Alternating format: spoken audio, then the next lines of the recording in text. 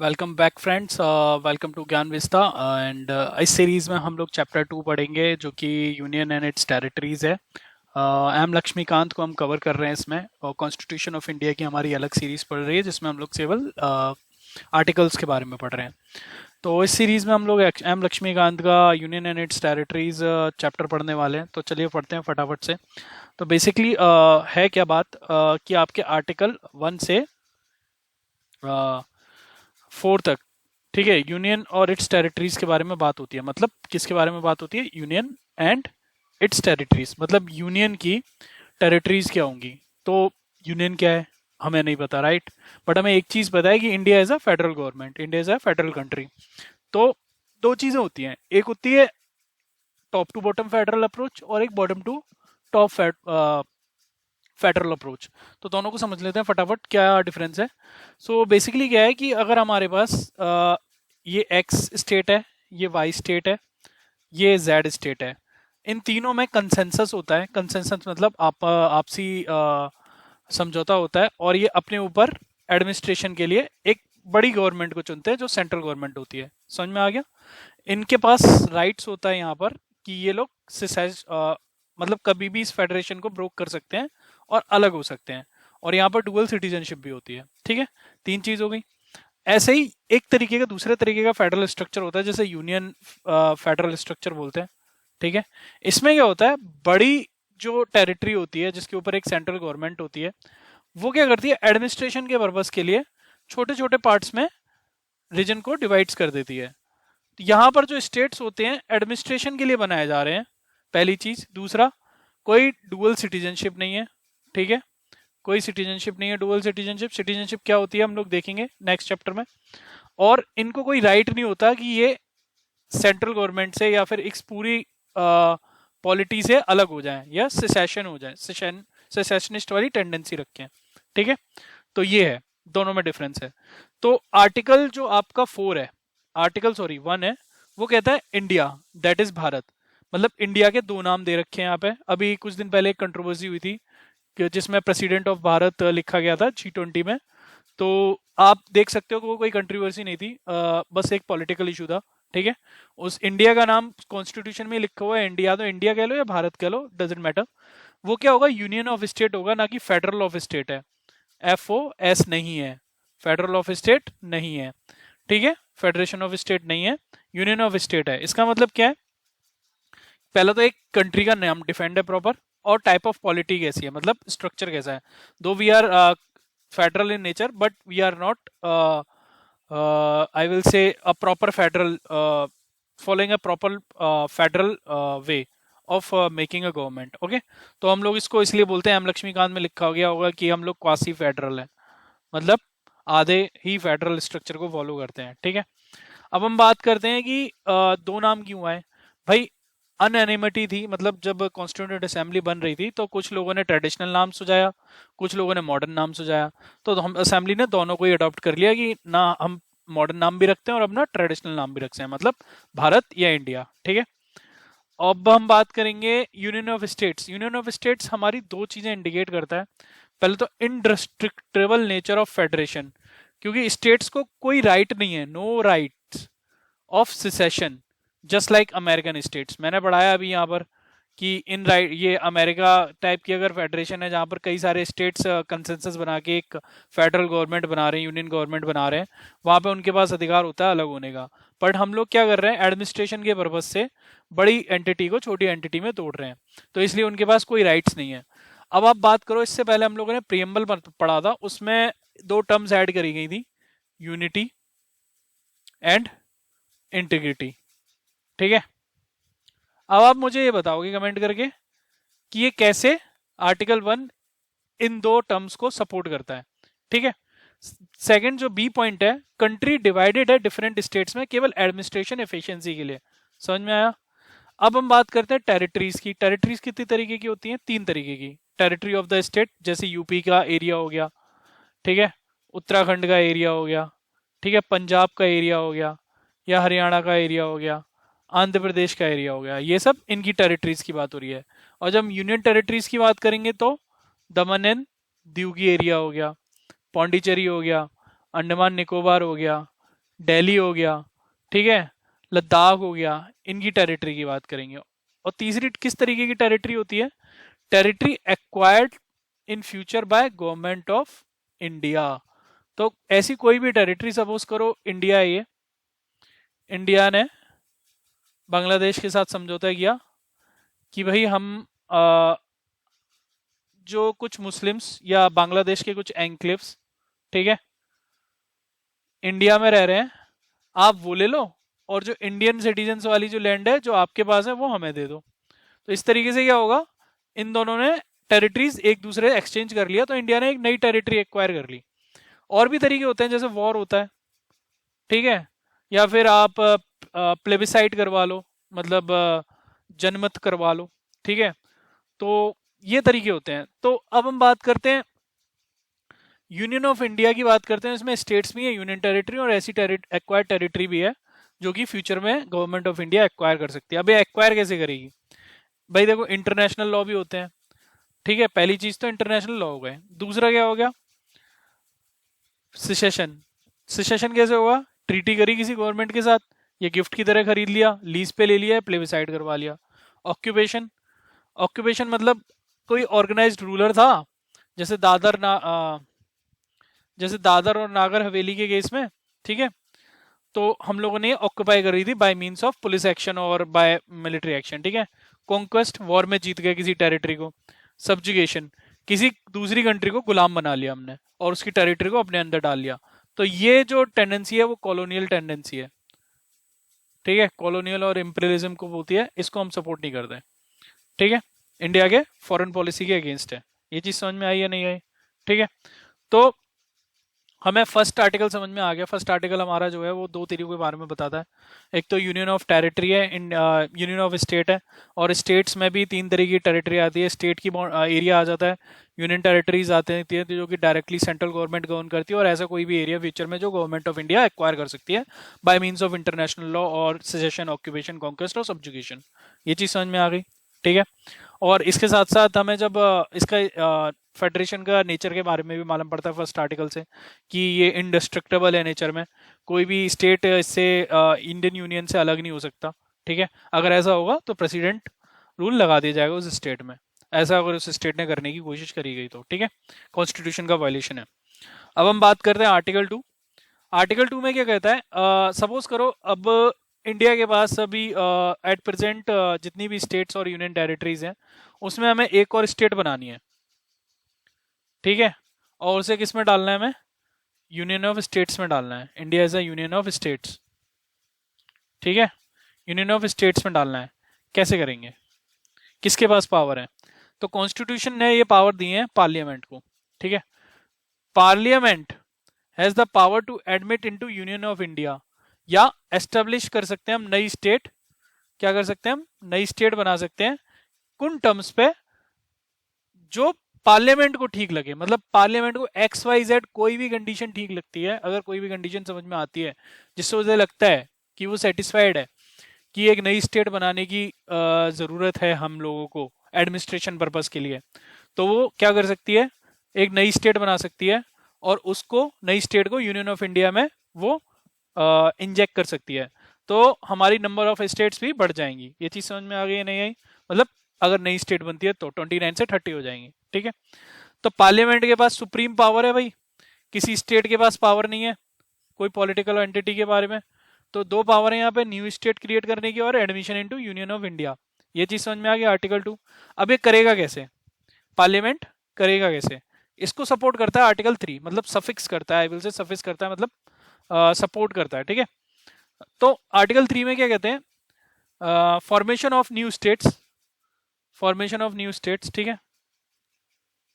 And जब हम formation of new state की बात करेंगे तो हम alteration of boundary, new areas की भी बात करते हैं, बाउंड्रीज की बात करते हैं, ठीक है, नेम्स की बात करते हैं, एग्जिस्टिंग स्टेट्स की। मतलब हम लोग क्या कर सकते हैं? नई स्टेट तो बनाएंगे हम लोग, लेकिन कैसे बनाएंगे? अल्टरेशन करके। किसका? बाउंड्रीज का, या नाम भी चेंज कर सकते हैं। तो हमारी एक नई स्टेट आ जाएगी, लेकिन उसका एरिया हमारा चेंज नहीं होगा। ये चीज समझ में आ रही है? एरिया चेंज नहीं होगा। ये चीज समझ में आ रही है? अब नई स्टेट कैसे बनाएंगे? सपोज करो हमारे पास एग्जिस्टिंग, अभी हमारे पास क्या है, स्टेट्स एग्जिस्ट करती हैं, यूनियन टेरिटरी एग्जिस्ट करती हैं अभी, ठीक है। तो क्या करेंगे हम लोग, या तो हम एग्जिस्टिंग स्टेट को डिवाइड कर दें टू में, या हम क्या करें, इसमें से कुछ एरिया ले लें, इसमें से कुछ एरिया ले लें, या यूनियन टेरिटरीज को भी डिवाइड कर सकते हैं हम लोग, कर सकते हैं नहीं कर सकते, कर सकते हैं भाई, ठीक है।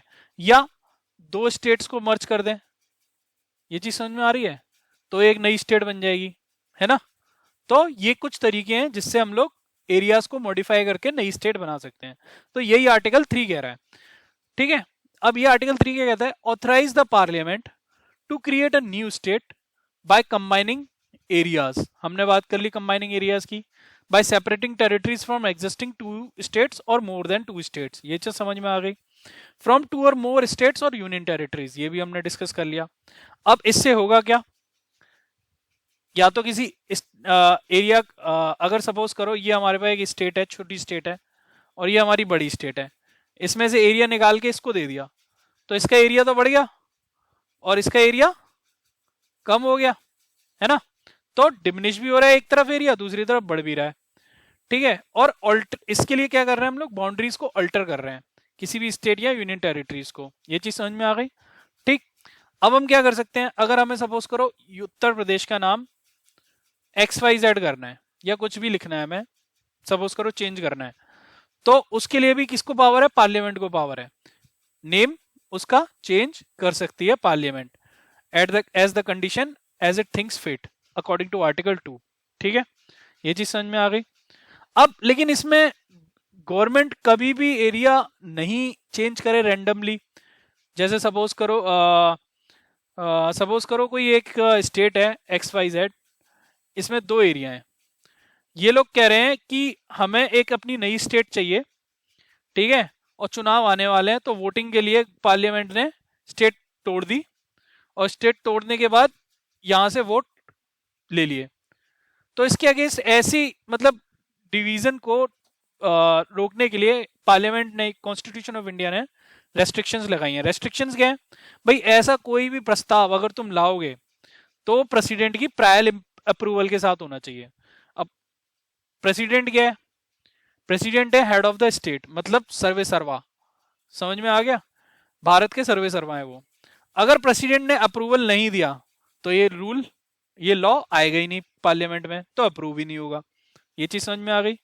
और अगर अप्रूवल दे भी दिया तो प्रेसिडेंट क्या करेगा, ये एक बिल आया पार्लियामेंट की तरफ से, ठीक है, ये पार्लियामेंट की तरफ से बिल आया, किसके पास आया, प्रेसिडेंट, ऑनरेबल प्रेसिडेंट की तरफ आया, प्रेसिडेंट ने परमिशन दी, प्रेसिडेंट क्या करेगा, इसी बिल में कहेगा XYZ दिन के लिए हम जो अफेक्टिंग स्टेट है, ये S1 है, ये S2 है और ये UT है, सपोज करो ये तीनों इफेक्ट हो रही हैं, तो भाई तुम्हें 14 दिन के अंदर अपनी सलाह देनी है प्रेसिडेंट को वापस। ये चीज समझ में आ रही है नहीं आ रही है। तो जितना भी इस समय प्रेसिडेंट देगा वो किस में मेंशन्ड होगा, बिल में मेंशन्ड होगा, किस में मेंशन्ड होगा, बिल में मेंशन्ड होगा। तो उस बिल, उस ड्यूरेशन के अंदर स्टेट गवर्नमेंट्स अपनी व्यूज दे सकती हैं प्रेसिडेंट को, पर एक यहां पर कैच है, वो व्यूज प्रेसिडेंट पे लागू नहीं होंगे। मतलब प्रेसिडेंट ने एक बार अप्रूवल दिया तो प्रेसिडेंट चाहे तो उन व्यूज को एक्यूमुलेट कर सकते हैं, वरना नहीं कर सकते, वो उनके ऊपर है। ये चीज समझ में आ गई है नहीं है, बहुत इजी है, ठीक है। तो यही कह रहा है, before recommending such will president will refer the bill to affecting state legislature for expressing their views within the specified time period, जो कि बिल में मेंशन्ड होगा। ये चीज समझ में आ गई, ठीक, आ गई समझ में। अब ये कह रहा है स्टेट लेजिस्लेचर इज बाउंड, अब स्टेट लेजिस्लेचर यहाँ पे बाउंड है अपने व्यूज देने के लिए ऐसे एक्ट पर, जो कि टाइम मेंशन होगा, जैसे प्रेसिडेंट जी ने डिस्क्राइब किया है उस बिल के अंदर, ठीक है। बट प्रेसिडेंट बाउंड नहीं है स्टेट के व्यू से, वो एक्सेप्ट कर सकते हैं, रिजेक्शन कर सकते हैं, वो डिस्क्रिशनरी पावर है प्रेसिडेंट जी की, ठीक है, ठीक। अब ये अमेरिकन फेडरेशन से यहाँ पर हमारा डिफरेंस है। अब देखो वहां पर कई सारी स्टेट मिलके एक फेडरेशन बनाती हैं, समझ में आया। तो उनकी बाउंड्रीज को कोई तोड़ नहीं सकता, मतलब सेंट्रल गवर्नमेंट नहीं तोड़ सकती, समझ में आया। वो खुद चाहेंगे कि अपनी बाउंड्रीज में हम बढ़ाना घटाना जो भी चाह रहे हैं, वो आपस में मिलके समझौता पास करेंगे और वो बिल जाएगा सेंट्रल गवर्नमेंट में पास होने के लिए, तब जाके ये होगा। उल्टा है, जस्ट उल्टा है। ठीक है, तो आर्टिकल 1 हो गया हमारा कवर, आर्टिकल 2 हो गया हमारा, आर्टिकल 3 भी हो गया। अब आर्टिकल 4 की बात करते हैं। आर्टिकल 4 क्या कहता है भाई, आपने लॉ बन गया, प्रेसिडेंट को भेज दिया, प्रेसिडेंट ने स्टेट अफेक्टिंग स्टेट्स को भी भेज दिया, वहां से व्यू भी आ गया, बट अब हमारे पास कुछ तो संविधान में चेंज करना पड़ेगा ना। तो ये कहता है कि फर्स्ट शेड्यूल में और फोर्थ शेड्यूल में आप चेंज करोगे। अब फर्स्ट शेड्यूल में क्या मेंशन्ड है, यहाँ मैंने लिख रखा है, नेम ऑफ द स्टेट्स और यूटी। भाई अगर कोई नई स्टेट या यूनियन टेरिटरी बन रही है तो उसको आप मेंशन कहाँ करोगे, उसके एरिया के साथ, शेड्यूल 1 में। ये चीज समझ में आई या नहीं आई? ठीक है, अब शेड्यूल 4 की बात करते हैं। शेड्यूल 4 में क्या लिखा हुआ है? शेड्यूल 4 बात करता है allocation of seats in Rajya Sabha, मतलब उसमें दे रखे हैं प्रोविजंस की कितनी सीटें किस स्टेट को राज्यसभा की मिलेंगी। राज्यसभा क्या है? रिप्रेजेंटेशन ऑफ स्टेट्स है, आरएस है। ठीक है, तो इसको अपर हाउस और हाउस ऑफ स्टेट भी बोलते हैं। तो अगर स्टेट नहीं बन रही है और उसको सीट नहीं मिली है तो उसका रिजर्व जो रिप्रेजेंटेशन है वो तो हुआ नहीं, तो डेमोग्राफी तो एग्जिस्ट ही नहीं करेगी, है ना। पर हम तो डेमोग्राफिक कंट्री है ना। तो उसकी रिप्रेजेंटेशन को बनाने के लिए चाहे एक सीट दो या दो सीट दो, राज्यसभा में 3 सीट दो, वो सीटें दी जाएंगी आपके आर्टिकल 4 में एंट्री करने के बाद। जैसे सपोज करो 4 सीटें दे दी गई हमारी नई स्टेट को बना के, S1 स्टेट बनी, और वो S1 के आगे कि इसमें राज्यसभा में इसको 4 सीटें दी गई हैं। ये चीज समझ में आ गई? अब ये जो चेंज हुआ संविधान के अंदर, ये आर्टिकल 368 के अंदर नहीं आएगा, ये नॉर्मल आपका अमेंडमेंट माना जाएगा, normal amendment by simple majority. Simple majority का मतलब क्या होता है कि आधे प्रेजेंट है, उससे एक ज्यादा। समझ में आया? टोटल जो स्ट्रेंथ है उसकी आधी प्लस एक, ये सिंपल मेजोरिटी से हो जाएगा, कोई स्पेशल मेजोरिटी नहीं चाहिए। ठीक है, ये चीज समझ में आ गई? ठीक, अब इसमें एक कैच है। Do these article contain power to cede any existing territories to any foreign country? अब ये कहता है कि हम अगर सपोज करो इंडिया का किसी कंट्री के साथ डिस्प्यूट है लैंड को लेके और उस डिस्प्यूट को सुलझाना चाहते हैं, तो विदाउट कॉन्स्टिट्यूशनल अमेंडमेंट क्या हम लोग एक अपनी एग्जिस्टिंग टेरिटरी का पार्ट हम फॉरेन कंट्री को दे सकते हैं बिना कॉन्स्टिट्यूशन अमेंडमेंट के? तो भाई नहीं दे सकते, सीधी सी बात है। केशवानंद भारती केस में ये बोल दिया गया था। ठीक है, यूनिटी और इंटीग्रिटी आपका क्या बोलते हैं, बेसिक स्ट्रक्चर का पार्ट है। ठीक है, और इसके लिए क्या बोलते हैं, आपको कॉन्स्टिट्यूशनल अमेंडमेंट करना पड़ेगा, वही सब लिखा हुआ है यहाँ पर। चलिए पढ़ लेते हैं। ठीक है, तो इसकी हिस्ट्री पढ़ते हैं। ठीक, प्रेसिडेंट ने ये क्वेश्चन सुप्रीम कोर्ट को 1960 में रेफर किया था। ठीक, प्रेसिडेंट ने ये क्वेश्चन 1960 में रेफर किया था, किसको?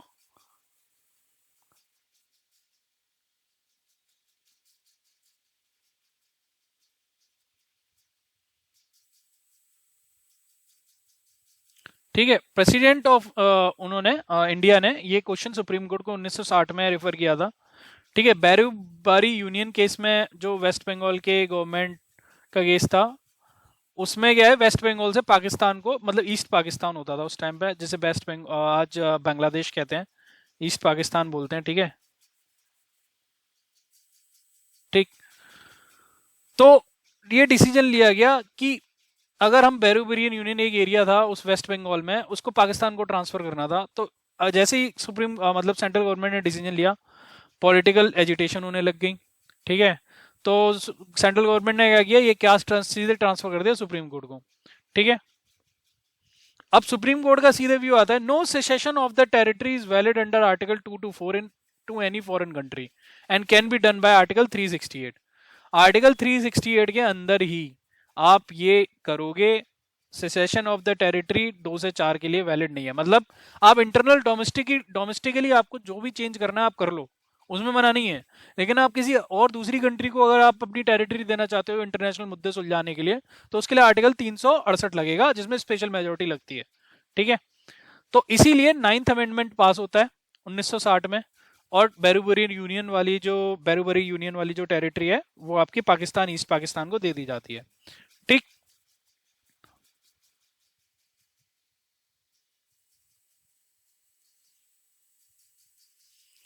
अब हम लोग बात करते हैं 100th कॉन्स्टिट्यूशनल अमेंडमेंट की। ये हमारा था मुद्दा, क्या था, इंडिया और बांग्लादेश कुछ 4096.7 किलोमीटर की लंबी बाउंड्री है, उसको शेयर करते हैं as per Radcliffe award of 1947। India east Pakistan boundary बोलते हैं, ठीक है। डिस्प्यूट थे हमारे कुछ, क्यों, टेरिटरीज को लेके, ठीक है। अब होता क्या है कि एनक्लेव वाला कॉन्सेप्ट है, एनक्लेव को समझो आप, एनक्लेव्स क्या होते हैं, ठीक है। रेडक्लिफ के अवार्ड के हिसाब से इंडिया की टेरिटरी में ईस्ट बंगाल का मतलब बांग्लादेश का कुछ पार्ट था, इसको बोला जाएगा एनक्लेव, और बांग्लादेश के अंदर इंडिया का कुछ पार्ट था। तो इंडिया ने क्या कहा, भाई इनको एरिया को कर लो स्वैप, आप अपना ये वाला एरिया रखो अपने पास, हम ये वाला एरिया रखते हैं। ये चीज समझ में आई। इन लोगों को सिटीजनशिप हम दे देंगे, और जो वहां से यहां आना चाहते हैं उनको भी सिटीजनशिप दे देंगे, और जो यहां से वहां जाना चाहते हैं वो भी जा सकता है, ठीक है। तो एक्सचेंज ऑफ एनक्लेव्स का एक हमारा क्या बोलते हैं 100th कॉन्स्टिट्यूशनल अमेंडमेंट पास होता है, ठीक है, सन 2014 में, ठीक है, 2015 में। और हमारा मतलब बांग्लादेश के साथ जो बाउंड्री डिस्प्यूट था वो रिजॉल्व कर लिया गया था, ठीक है। अब हम लोग अब जो हमारा नेक्स्ट पार्ट है, अब हम लोग पढ़ेंगे मतलब यूनियन ऑफ इंडिया एग्जिस्टेंस में कैसे आया, जो करंट स्ट्रक्चर है इंडिया का वो कैसे बना। तो हम उसमें पढ़ेंगे कि मतलब आपकी दो तरीके की टेरिटरी थी basically, princely states and then आपकी गवर्नर प्रोविंसेस, ठीक है।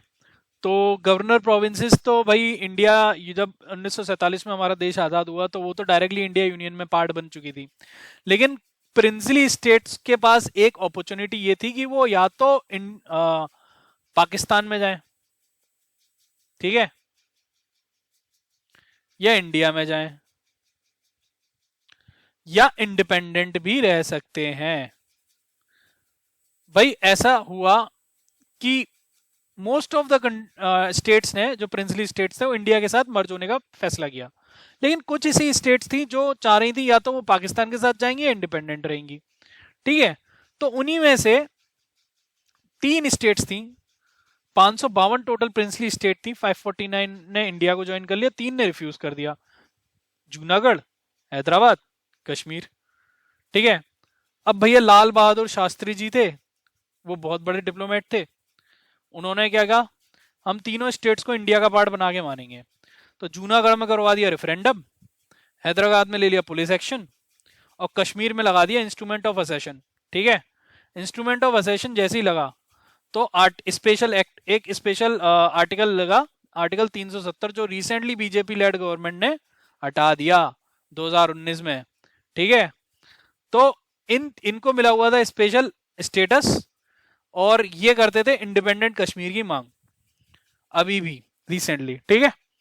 तो अब ये 2019 में ये हटा दिया, तो 370 तो वैलिड ही नहीं रह गया, ठीक है। लेकिन उस टाइम के लिए पढ़ लो कि कौन सी स्टेट थी, जूनागढ़, हैदराबाद और कश्मीर। अब तीनों की तीनों यूनियन ऑफ स्टेट्स का, यानी मतलब यूनियन ऑफ इंडिया का एक इंटीग्रल पार्ट है।